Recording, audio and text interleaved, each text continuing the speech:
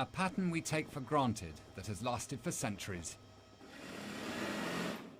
The Union flag is the bonding symbol of our British identity. It represents three kingdoms, inextricably stitched together.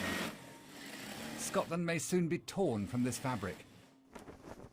But an emblem which has held nations together has also ignited discontent. So too the saltire, which has evolved in recent years from being the symbol of Scotland to becoming the identity of nationalism and the Yes campaign. If Scotland chooses to be independent, then the whole constitutional settlement needs to be addressed. The idea of being British may not survive, and indeed the symbol that we all share, the Union flag, may not continue to exist at all. One option is this: to remove Scotland and extend the red Irish saltire. My goodness, look at that. This flag was created before the Union of Parliaments in 1707, specifically to represent the fact that the king, James I and VI, had two kingdoms. And after this, whichever way, the Queen will have two kingdoms. One sovereign, two kingdoms, but no longer united. The Palace of Westminster is perhaps the best known symbol of Britishness. It's also the icon of our constitution. But with Scottish independence, all this might change. You see, in May next year, we all vote for our MPs, and that includes Scotland.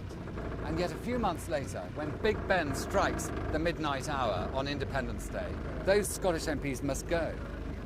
This could change who has a majority in the House of Commons.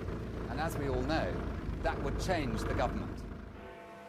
At this point, the disagreements might start. History proves that this was the enduring feature before Union. Elizabeth I had her own cousin, Mary Queen of Scots, executed over one such disagreement. This is the original Acts Room in the Victoria Tower high above the Palace of Westminster, which contains an enormous number of Acts of Parliament signed by English kings and queens. And perhaps amongst them, acts where money was required to raise an army to attack Scotland. Like the time when my ancestor, King Robert the Bruce, was leading his wars of independence in 1314, exactly 700 years ago. It's perhaps inevitable that the two kingdoms would want to unite. The wording of the Act of Union in 1707, which was signed by Queen Anne, goes like this: "Whereas by Her Majesty's great wisdom and goodness, the union of the two kingdoms hath been happily effected, and the whole island is thereby subject to one sovereignty and represented by one parliament, to the end, therefore, that the said union may be rendered more complete and entire." Strong language, important stuff, and it made sure that the two countries remained friends and united for 300 years. Will you solemnly promise and swear to govern the peoples of the United Kingdom of Great Britain and Northern Ireland according to their respective laws and customs? I solemnly promise so to do.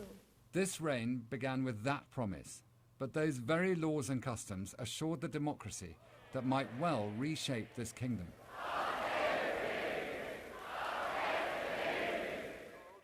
A separate Scotland will undoubtedly restore the traditional royal title over the people, not the land, and call her Elizabeth, Queen of Scots. The constitutional map is therefore rusty. This kick might oil a new settlement that the Queen will readily serve. But we must all consider the irrevocable changes to our symbols, identity, and power.